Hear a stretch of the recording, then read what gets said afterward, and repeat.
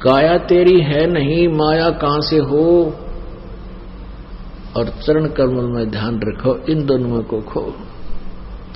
नंगा आया जगत में, नंगा ही तू जाए, और बीच में ख्वाबी ख्याल है ये मन माया भरमावे। अरबपति खरबपति सारा दिन बौड़े कुत्ते की तरह सर मारते अंडे जा, नून ले लूं, एक और बिजनेस शुरू कर दूं, फलाना कर दूं, और जो करना था वो करा को नहीं। बीच में मृत्यु होगी, गधा बना अंडे कुमार के वहां खड़ा, फिर गट्टे बंधवा के सिर पर लेवा, माया के काम आई। अरे इसके साथ साथ परमात्मा में भक्ति करो, ये माया तो शत्रु है इस जीव की। हाँ, इसमें बताते हैं एक माया दुख भंजनी, एक माया दुख मूल है। मान लिए परमात्मा ने आपके प्रारब्ध में खूब संपत्ति दे रखी है, उसका सदुपयोग करो। कहते हैं दान माया दुख भंजनी, और जोड़त संचत है दुख मूल। अब है अंतर की गंध है, या दिखत की है फूल। तो पुण्यात्मा,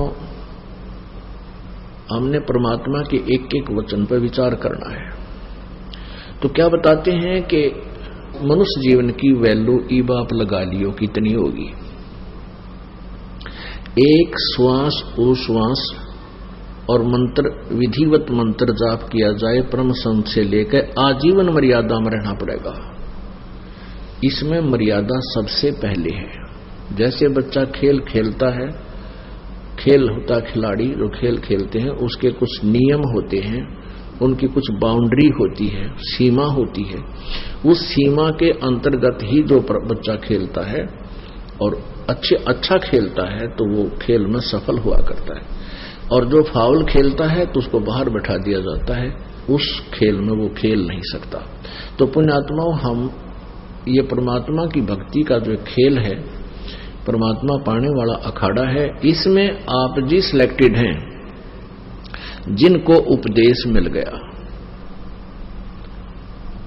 और इसमें जब मर्यादा में नहीं खेलोगे, मर्यादा में नहीं रहोगे, तो आप फाउल हो जाओगे, आपका फिर काम बिगड़ जाएगा।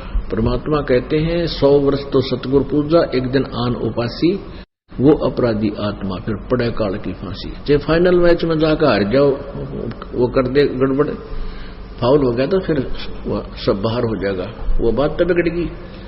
इतने दिन के वो डले ढोए व्यर्थ गए। तो कहते हैं 100 वर्ष तक सतगुरु पूजा, एक दिन आन उपासी। 100 वर्ष तक गुरु जी की पूजा। गुरु जी की पूजा का अर्थ है जैसे गुरु जी बतावें उसी तरह रहनी करनी, अपनी मर्यादा और भक्ति करता रहे। और एक दिन 100 वर्ष तक ऐसी कर ली, और एक दिन आन उपासना, अन्य देवताओं की पूजा करने से आपका काम बिगड़ जाएगा, वो अपराधी आत्मा फिर पड़े काल की फांसी।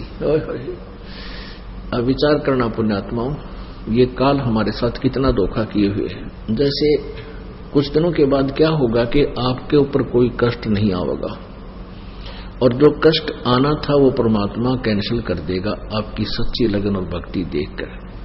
यहाँ सांसारिक सुख हो जाएंगे, घर में भी सुख होगा, पास पैसा भी खूब हो जाएगा, क्योंकि दान ऐसे स्थान पर आप कर रहे हो, ये किया हुआ दान आपको मालिक देगा और बहुत अच्छा प्रतिफल देगा। तो कुछ दिनों के बाद आप भूल जाओगे, सत्संग में आना भी कम कर दोगे, ये बट नेचुरल है। ये दास देख रहा है, आज से जो 15 साल पहले लगे थे 100-200 परिवार, अब उनमें से मेरे ख्याल में 10% उस लगन से 10% लगे हुए, बाकी ढीले पड़ गए, क्योंकि उनका सुख गणे हो गए। वो तो माया चाह थे, उनको ज्ञान था को नहीं, क्योंकि दास को भी परमात्मा ने ज्ञान योग नहीं खोला था जब तक, क्योंकि इस ज्ञान को परमात्मा ने बैन ला रखा था कि अभी इसको प्रचार नहीं करना। क्योंकि जैसे ये ज्ञान तो दास बताता था, गांव गांव में जाकर सत्संग किया करता था, लेकिन कबीर परमेश्वर जी की वाणी से ही ये यूं का यूं बताया करता था कि ब्रह्मा विष्णु महेश की ये स्थिति है, दुर्गा की ये स्थिति है। लेकिन आम व्यक्ति का विश्वास नहीं होता, जो हमारे शिष्य थे उनका विश्वास ना होता कि ठीक है, उनको लाभ हो रहे थे, परमात्मा के नाम लेते उनके सारे संकट दूर होने लगे थे, इसलिए शेष तो बनने शुरू हो गए थे। क्योंकि ये जो मंत्र है, इस मंत्र का जाप पूरे विश्वास लगन के साथ जो व्यक्ति करता है, उसको ज्ञान है या ना है। जैसे डॉक्टर कोई दवाई देता है, औषधि देता है, मरीज खा लेता है, तो उसको नहीं पता इसमें कौन सा केमिकल है, कौन सा साल्ट है, तो वह दवाई अंदर गई, लाभ तो करेगी। फिर यहां समस्या क्या आ गई है हमारे सामने कि जैसे जो दवाई जो मंत्र दास देता है, दूसरे नकली डॉक्टर यानी ये संत भी और मंत्र देते हैं उसी रोग के काटने के, मोक्ष मार्ग के लिए। जैसे ब्रह्मा विष्णु महेश जी को वो अजर अमर बताते हैं, दास उनको नासवान बताता है, क्योंकि सूक्ष्म वेद में लिखा हुआ है। तो ऐसे कंट्राडिक्टरी स्टेटमेंट हो जाया करती थी कि भी गुरुजी तो ये बताते हैं और दूसरे जो ब्रह्मा विष्णु महेश के जानने वाले वो ये बताते हैं, ब्रह्म ही सबसे शक्तिशाली है, ब्रह्म ही सबसे बड़ा भगवान है, विद्वान का लाने वाले ऐसे कहते थे। तो यदि ये बीच में ये संत ना अड़ रहे होते और सीधा ही दास आपको मंत्र दे देता, फिर आपको ज्यादा ज्ञान की आवश्यकता नहीं थी, या टेबलेट, ये दवाई यानी सिमरन, ये फांकी मारनी थी और इससे रोग कट जाता, यानी जन्म मृत्यु समाप्त हो जाती। तो ऐसे जो पुराने समय में जो भक्त लगे थे उनको लाभ तो निरे हो गए, क्योंकि वो हमारे संग में ज्यादा रहते थे।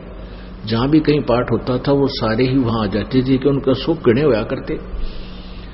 कुछ दिनों के बाद फिर वो अच्छे सुखी हो गए, घर में सुख हो गया, सारे लाभ होने लग गए। तो फिर हमने आश्रम करौथा में डेरा डाल लिया, वहां भी कुछ दिन आए, फिर ढीले पड़ गए, फिर संगत ज्यादा होती रही, ऐसे वो पीछे हट गए।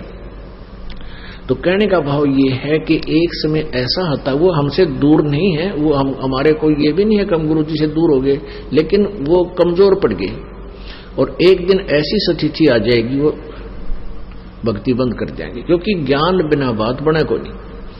अब ये ज्ञान इसलिए आपको देना पड़ता है कि कोई आपको भ्रमित ना कर दे कि ये टेबलेट ठीक होनी, इस रोग की कोना, अर्थात ये मंत्र सही नहीं है, ये ज्ञान सही नहीं है। तो इसलिए आपको यहां बुला करके इतना कुछ समझाया जाता है ताकि आप भ्रमित होकर के इस औषधि को, अर्थात इस ट्रीटमेंट को, जो मोक्ष मार्ग मंत्र हैं, इनको त्याग ना देना, क्योंकि भ्रमित करने वाले लाखों और करोड़ों व्यक्ति हैं, इसलिए ज्ञान की आवश्यकता। तो कहने का भाव यह है कि कबीर परमात्मा ये बताना चाहते हैं, 100 वर्ष सतगुरु की पूजा और एक दिन आन उपासी, वो अपराधी आत्मा फिर पड़े काल की फांसी। एक दिन कोई और पूजा कर लिया आपने, या छोड़ दी मालिक की, या इसके पैरेलल भी दूसरी कर दी, तो भी बात बिगड़ जाएगी, आपका नाम खंड हो जाएगा। और आप ये सोच रहे होंगे कि मेरा नाम ठीक चल रहा है क्योंकि मुझे लाभ भी हो रहे हैं। वो जो 100 वर्ष में, कहने का भाव यह आपने 2 वर्ष 4 वर्ष 5 वर्ष जैसा भी हमारे सही संपर्क में रहे, नाम ठीक चला, फाउल हुए नहीं, तो वो कमाई आपकी गुड अकाउंट में लिख दी जाती है। और फिर काल ये क्या करता है कि आपको उसी से देना शुरू कर देता है। आपका नाम खंड हो गया, आपके घर में सुख नो के नो, तो आप भ्रमित हो जाते हो कि मेरा कोई नाम खंड नहीं हो रहा, मैं बिल्कुल ठीक हूं। ये काल का दाव है। अब क्या होगा कि आप पार तो हो नहीं सकोगे, रह गए यहीं पर। फिर इतनी कमाई आपने कर ली सिमरन की और दान की, इसके आधार से आप प्रथम मंत्र की, तो प्रथम मंत्र के आधार से आप गणेश जी के लोक में जाओगे, जो उसका नाम की जाप की कमाई आपने की हुई है। जो मजदूरी आपने गणेश जी के मंत्र की हुई है, जो दास आपको प्रथम मंत्र में देता है, और उसमें 5 मंत्र हैं, गणेश जी का, सावित्री ब्रह्मा जी का, विष्णु लक्ष्मी जी का, और शिव पार्वती जी का, और दुर्गा जी का। ये 5 मंत्र बीच के और प्रथम और लास्ट, ये आपकी सतलोक की कमाई है। तो इसलिए ये बीच में दिया जाता है कि मान ले किसी ने उपदेश ले लिया प्रथम मंत्र का भी और व्रत गणा हो रहा है, उसका शरीर छूट गया, तो उसको ये दोनों, क्योंकि ये 7 मंत्रों की जो जाप है, इसको पुनर्मनुष्य जन्म दिलाएगा तुरंत ही। और फिर इसलिए ये दो प्रथम और लास्ट मंत्र जो है परमात्मा की भक्ति के हैं, परमेश्वर की साधना के हैं। तो कहने का भाव ये है, आपका नाम खंड हो गया, और क्योंकि आपने अन्य पूजा, किसी भी कारण से नाम आपका खंड हो जाता है, और आन उपासना करने वाला फिर भगवान से दूर हो जाता है। तो आप जी के पिछले जो किए हुए पिछली कमाई भक्ति है, उसके आधार से पहले मान ले आप गणेश जी के लोक में जाओगे, उसके बाद ये वहां आपकी पुण्य कमाई को समाप्त करके वहां कोई गण बन जाओगे, कोई देवता बन जाओगे, वहां नाचा कुद्दी सारी सिद्धि पिद्धि निराडंगा बरा है, तो वहां आपकी खूब ठाठ रहेंगे आपके। जब वहां की कमाई समाप्त हो जाएगी प्रथम मंत्र की, फिर ब्रह्मा जी के लोक में जाओगे, वहां पर देवता बन जाओगे, पता नहीं क्यों वहां ठाठ करोगे, आपकी ही पूंजी आप ही का खर्च उस होटल में बर्बाद करते रहोगे। उसके बाद फिर आप विष्णु जी के लोक में जाओगे, वहां पर बहुत अच्छा, सबसे अच्छा रेस्टोरेंट है इन तीनों लोकों में, ब्रह्मा विष्णु महेश के तीनों लोकों की तुलना में विष्णु जी वाला स्वर्ग सबसे ज्यादा अच्छा है, वहां ज्यादा सुविधाएं हैं होटल। तो वहां विष्णु जी की जो आपने साधना की है, वहां उस कमाई को वहां बर्बाद करोगे। जब वहां तो आपकी जेब कट लेगी, आपका पुण्य खत्म हो जाएगा, फिर आप शिव जी के लोक में जाओगे। शिव जी के लोक में आपके मंत्र की कमाई जब समाप्त हो जाएगी 1000 वर्ष में, 2000 वर्ष में, उसके बाद आप दुर्गा के लोक में जाओगे। दुर्गा के लोक की कमाई आपकी समाप्त हो जाएगी, उसके बाद फिर आपका नंबर होगा इस सतनाम के मंत्र की कमाई बर्बाद करवाने का। इसके आधार से आप ब्रह्मा की पदवी भी पा सकते हो, आप विष्णु की पदवी भी पा सकते हो, आप शिव की पदवी प्राप्त कर सकते हो। और फिर तो आपकी आंख फूल जाएंगी। जो ब्रह्मा विष्णु शिव जी की पदवी प्राप्त कर ली, आप ना सुनो किसी की। फिर यहां पर एक छोटा सा कोई सरपंच, एमएलए, मंत्री, मुख्यमंत्री, प्रधानमंत्री बन जाए, उसने कह दो अगा जाओ सत्संग में, जब कद्दे भी सुन ले तो अपनी मर्जी तक कितने डले डोले कहीं धक्के खा ले हो, लेकिन सच साधना पर नहीं लाग सकता, क्योंकि उसके पास इतना अभिमान हो गया और वो फूला नहीं समारा। और ये काल का जाल है, पिछले पुण्य कर्मों को बर्बाद करवा कर उसने ऐसे जैसे आम चूस के और फेंक दिया करते हैं, ऐसे फेंक देगा इसको उठा के लास्ट में इस जीव को, फिर बन जा गधा, कुत्ता, सुअर। तो पुण्यात्मा परमात्मा जो कह रहे हैं कि 100 वर्ष तक सतगुरु पूजा, एक दिन आन उपासी,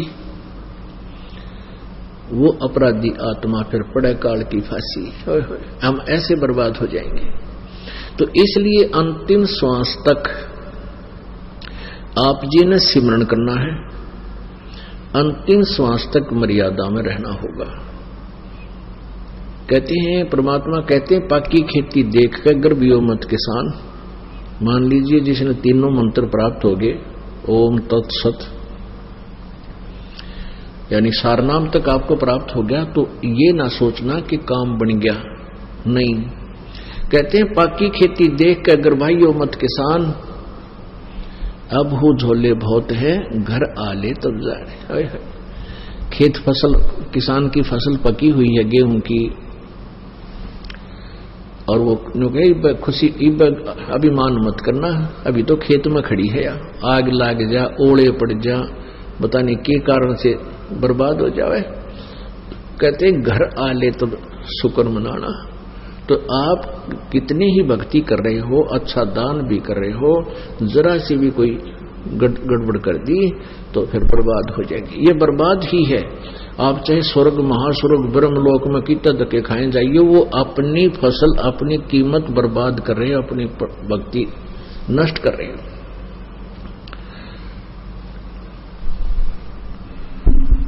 तो इस प्रकार हमने परमात्मा की वाणी को समझना है कि मानुष जन्म दुर्लभ है, ये मिला न बारंबार, और जैसे तरवर से पत्ता टूट जा वो फिर नहीं लगता डाल।